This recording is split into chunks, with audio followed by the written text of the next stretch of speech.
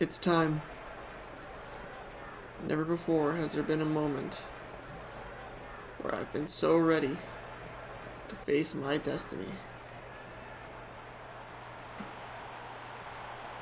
Here we go, the walkout. Nothing more than number 58 versus number 831. The new challenger versus the grass-type titan. Lateral versus Milo. It's game time. The first obstacle in a new challenge. Dynamax allowed. The combatants step away from each other and prepare for the greatest song in a Pokemon game. Oh, that was a fun intro. Hello, ladies and gentlemen, or however else you might identify. I do not judge. My name is LateralBeast58, and welcome back to my playthrough of Pokemon Sword using only water types. Last time, oh hey look, a Dynamax tutorial.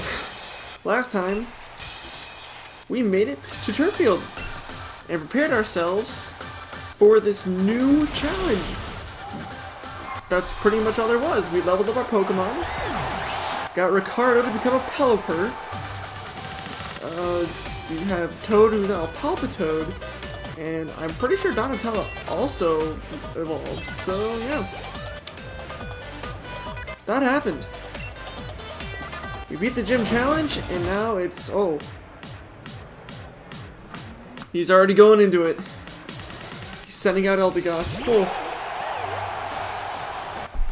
You know, for what was supposed to be the quote-unquote biggest challenge in the game, not really feeling it. Also, the fact that we're about to Dynamax kind of makes it a lot easier with the flying type and all that, but we don't need to talk about that. Do we? Do we? I don't think we do. Don't think we do. I mean, he's about to Dynamax, but here we go. I'm about to be uprooted, I guess. I just realized I think I'm 6 levels higher than him. Which, if that's true, that's a bit of a yikes. Oh, yep, I'm 6 levels higher. Oops! That's about all I can say about that.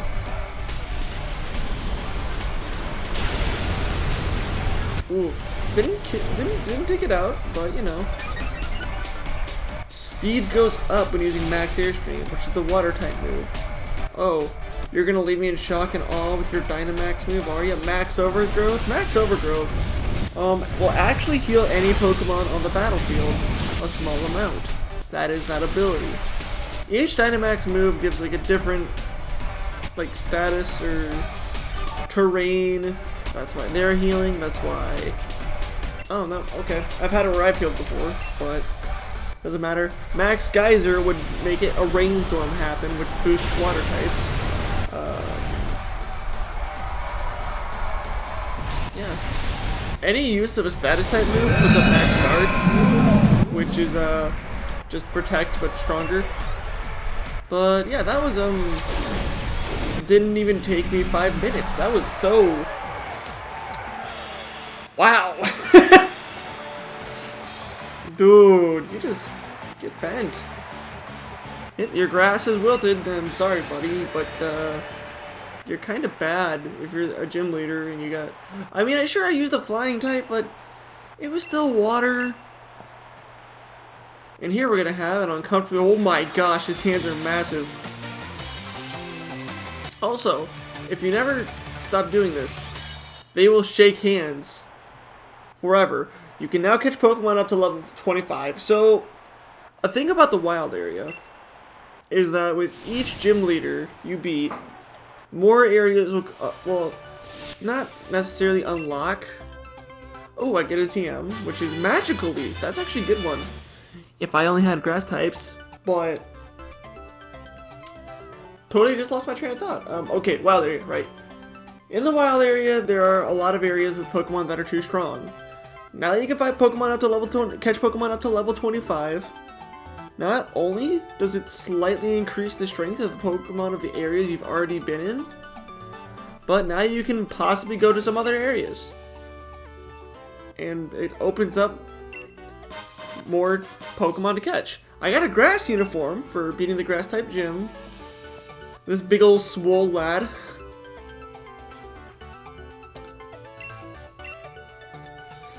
I need to go to Hulbury to meet Nessa, which is beyond Route 5. Yep, he wants me to go get higher level Pokemon. Dude, you're the one who needs higher levels. I hate to say that. But yep, in case you couldn't tell, the next gym leader is going to be my typing. The water typing. And that'll be fun. If only there was a Pokemon in the game that I don't have yet.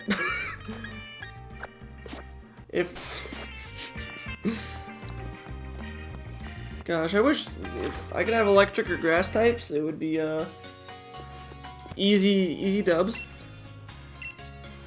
Heal my Pokemon and we'll go from there. But still, having a team of all of my Pokemon being at least level 2, not level 2, but evolution 2, I get it, I'll see a rare Pokemon at Whitehurst, that comes later.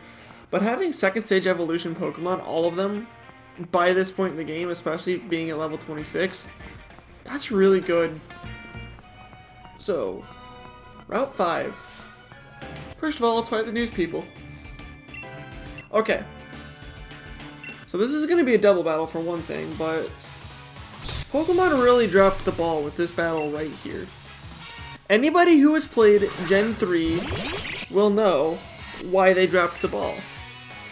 And Ruby, Sapphire, and Emerald, and possibly, my memory isn't the strongest, but possibly in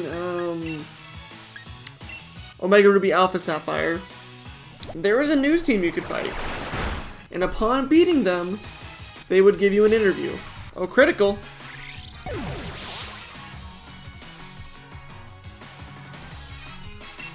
Easy.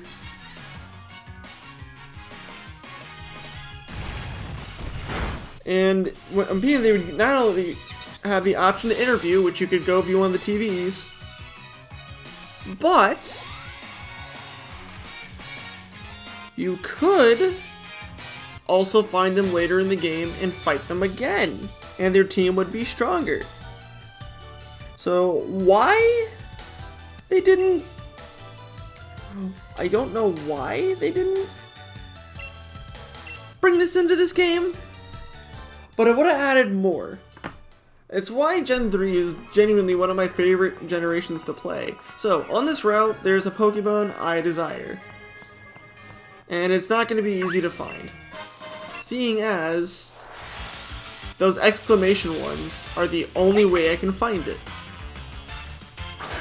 So I made a point about this earlier, I think in an earlier episode. I'm not exactly sure which one or if I actually made it or not, but I'm going to assume I did. There are two types of overworld spawns. The ones you can actually see, and the ones you have to walk into the grass. You'll see an exclamation mark, dodge that Stuffle, and a Pokemon will spawn.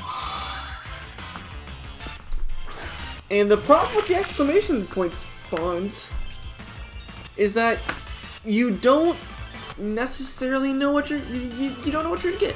It's a move pool. It's like the OG wild Pokemon strat. Well, not strat, but it's how wild Pokemon used to work. And while I'm very, very happy they brought this back,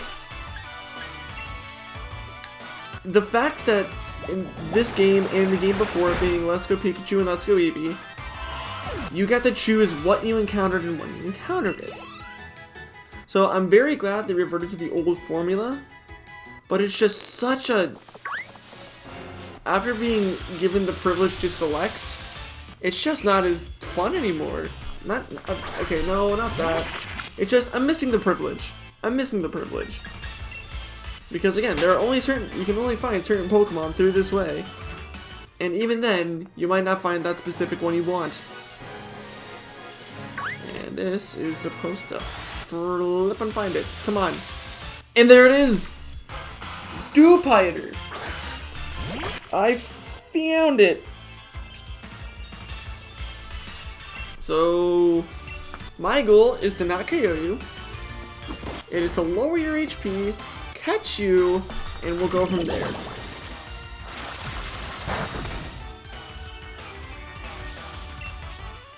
Because you will be useful against some fights.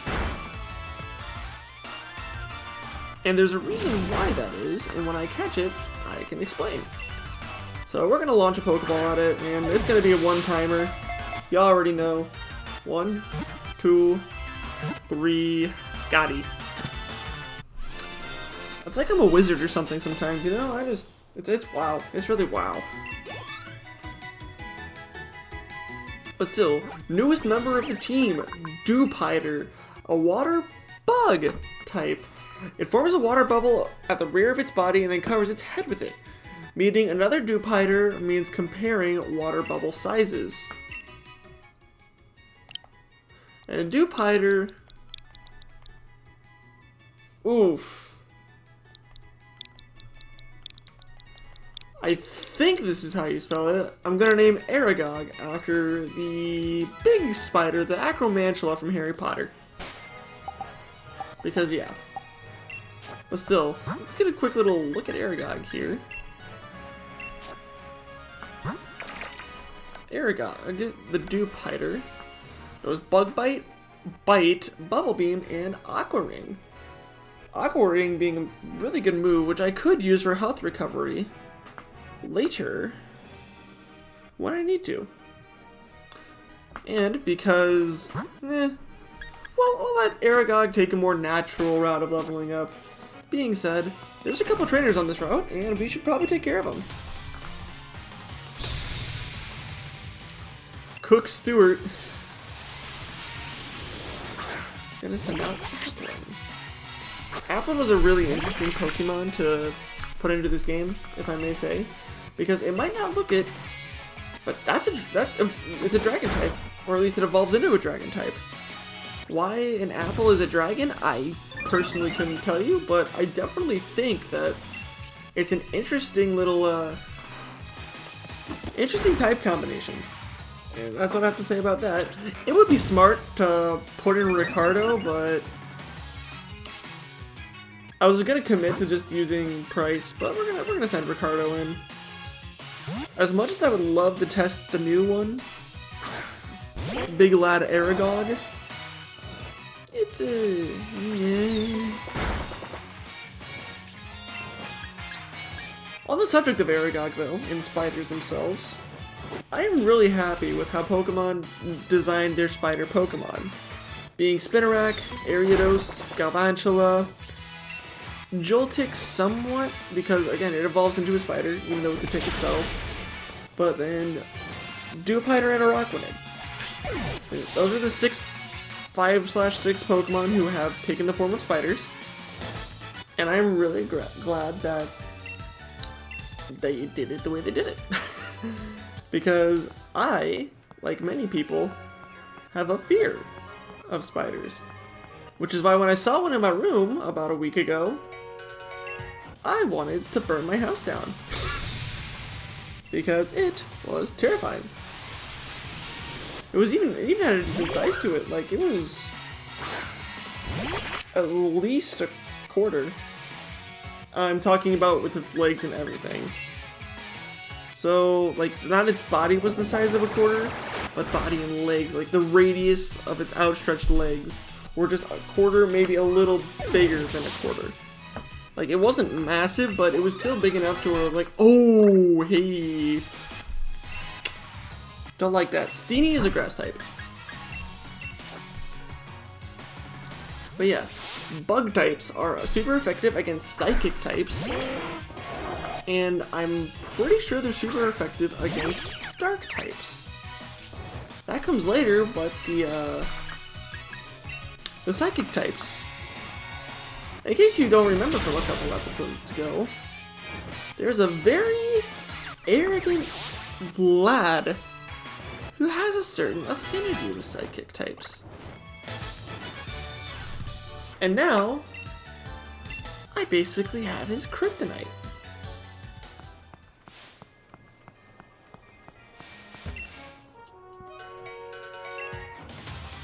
Okay, in the back, what you just saw was the daycare, the Pokemon daycare.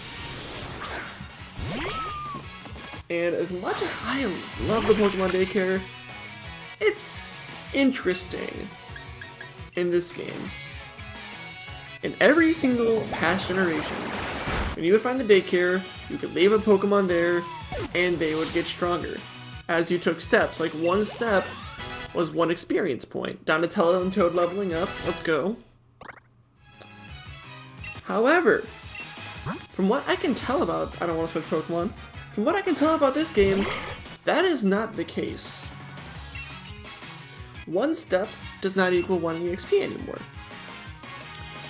I think that I've left Pokemon in there, gone through my entire journey in this game, came back, and their levels hadn't changed at all. So, yeah. I think Pokemon did a switcheroo. And now the only purpose of the daycare is for finding and hatching eggs. However, what this game did do really well is that there are 2 of them. So yeah, you have 2 places where you can leave Pokemon and just start farming eggs. And that, I actually rather enjoy. It's a good idea. However, the fact that you don't get EXP from them anymore is kind of poo-poo. However, if you're doing a regular playthrough and not a specific type challenge, or if you are doing a specific type challenge, I don't know, you can talk to this girl, and she will give you this purple Pokemon right here, Toxel. Toxel is a poison electric type, and yeah, it's free. It starts out very low leveled, but you can get it. And this doesn't look good. I mean, man who's getting harassed, looks like he's been in the middle of a pandemic. Can relate. And they're trying to steal his bike. Huh. Gee, this totally isn't a recycled idea from past Pokemon generations that will inevitably give me my bicycle.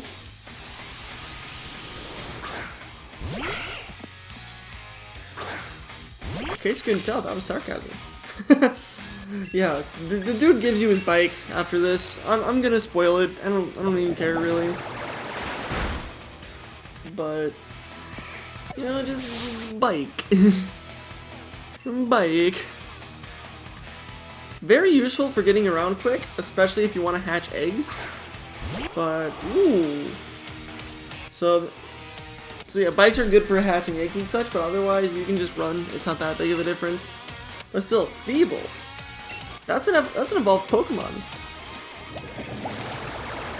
My brain is not functioning. The fox one, Nickit. There it is. Nickit evolves into that. And I don't know how I feel about it.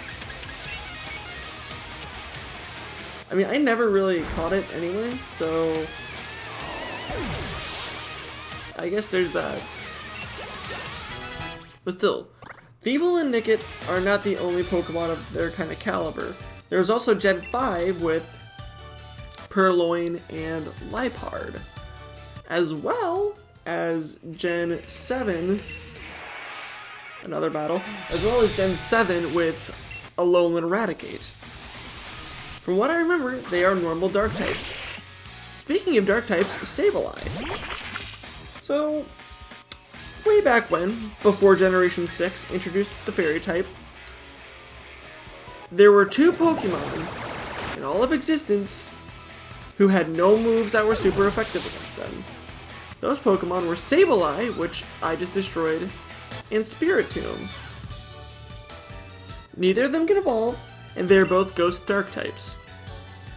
And because of this, nothing was super effective against them. In fact, you either were going to normally affect them, not very affect them, or not affect them at all. The balance to this was that their stats aren't that good, as I just showed by one-shotting it. And this guy's about to go on a tangent about how your Rotom goes into the bicycle and it's a Rotom cycle and that's how it works. Yep, there it is, Rotom Bike. The bike can be combined with the Pokemon Rotom to use a Turbo Boost. Okay. But yeah, you press plus and you're on a bike. I'll show that off in a second. But yeah, Ghost and Dark types until Gen 6 did not have a weakness. Then the Fairy type came around and gave them a weakness. And their stats still aren't the greatest. Well, at least stabilized aren't. I'm pretty sure Spirit Teams are very good. But still, Hammerlock Stadium in the background. That is where the last gym leader is, way in the distance. Interesting, huh? So, if you press B while on the cycle... Oh, nope.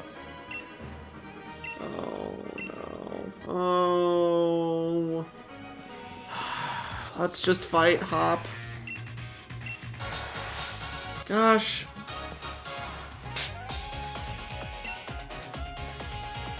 But yeah. Spiritomb. Spiritomb was good. Wooloo. Just a basic normal type sheep. That's one thing I did like about every generation, was that each generation had a basic 2-stage evolution normal type in the starting areas. At least one. Gen 1 had Rattata, Gen 2 Sentret, Gen 3 Zigzagoon, Gen 4 Bidoof, which was easily the worst of them, but that's a different point. Gen 5, Patrat, Gen 6, Bunnelby, there it is. Gen 7 was Young Goose, and here we are Gen 8 with Wooloo. But yeah, they're all normal types, each of them only have 1-stage evolutions.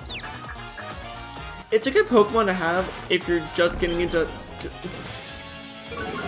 Nice Leer! But still, but all of Pokemon, I would definitely recommend them if you're just getting into Pokemon, because you can have them immediately from the get-go, and they're just relatively decent Pokemon to use. I mean, if you train them hard enough and all that, it's a good Pokemon to have that's going to be, you know, well-rounded to fight in just about any battle. Price to 27. Ooh. Strength. Every one of your Pokemon is an ace. Dude. Hop quotes. Just hop things of getting literally, utterly annihilated. It's kind of sad though, realistically. Yeah, I have. I mean, you're the idiot who decided, Aragog leveled up, I'm not gonna pick the Pokemon that type strong I do. And that's one of the things that Pokemon's honestly kind of, yeah, they've made their games much easier. Way back when, yeah, Gen 4 was the last generation that really did this well with rivals. All the way back, well, Gen 5 version 2 did it really well, but other than that, no. Gen 4, Gen 1, 2, 3, 4, and Gen 5 all had one rival. You picked your starter, and they picked the Pokemon that was strong against you. That's how it was, that's how it used to be. You had to train extra hard to be better. Gen 5 Part 1, Gen 6 gave you 2 rivals. One that was strong against you, and you had to train up for. The other, easy XP you were going to destroy because their starter was type weak to yours. Then there was Gen 7 of this generation, which, one rival, they're type weak. I'm sorry, but that's poor. That takes out a huge difficulty element, and in my opinion, makes the game a lot less enjoyable. Don't get me wrong, I still enjoy the games a lot, but just sad. Anyway. A Woobat.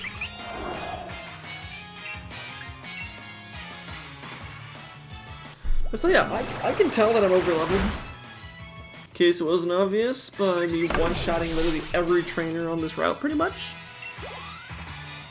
Literally every Pokemon on this route, just one shot, one shot, one shot. There were a couple that I couldn't. That's because they were either evolved and had higher stats, or I didn't have a move strong against them. 3 special attacks. I don't use battle items. I've never had a need for them. Because I'm usually leveled to a point where, you know, I don't. And my mentality is also, why waste a move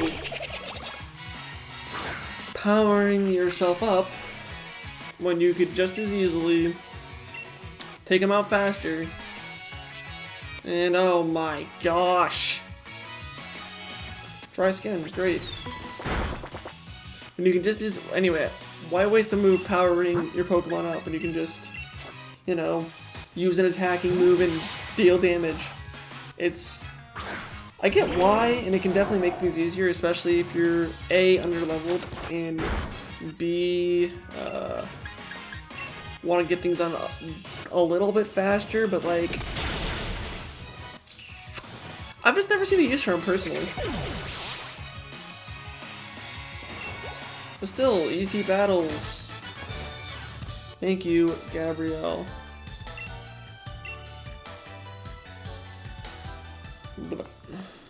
Any more trainers? Nope.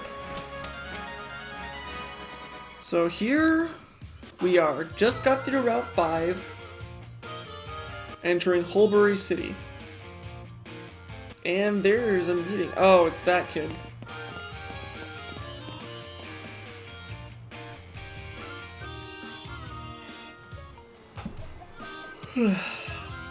Excuse me. Before I get any closer to them and a cutscene starts, I think I'm gonna end it off here. We beat the Grass Gym Leader. Got our first beautiful gym badge, as you can see. Made it through Route 5 and into the next city of gym leaders. Well, gym leader, rather. But for that, it's gonna come at a later date. Got a few levels? Added a new friend to the team in Aragog, who I'm very excited to see grow. But still, that's all for this time. Thanks everybody for watching. Please leave a like and consider subscribing.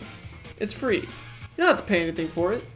And if it doesn't work, you can always change your mind later. Free choice and all that, you know. But still, once again, thank you for watching.